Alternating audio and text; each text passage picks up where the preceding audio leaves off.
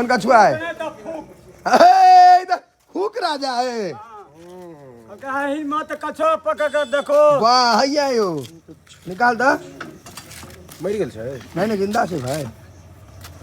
चिकनी कछुआ छै। वाह ये जो कछुआ कते में दे भाई? 15 लाख। 15 लाख? 15 लाख में लेना तो लो। कते दाम छै कर? 15 लाख। ई कछुआ 15 लाख में देबा तू? 15 लाख के कछुआ छै। हाँ। आ ई देबा कते में से कहक ने ले वाला छै त 15 लाख। इसके 14 लाख में से कम नहीं होगा।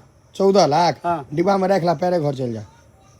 14 लाख रुपया नील कछुआ लेकिन छै ठीक। ओकरा बिक्री करऽ के इच्छा नहीं छै। हाँ अपना ले रखने छै। अपने ला रखने छै।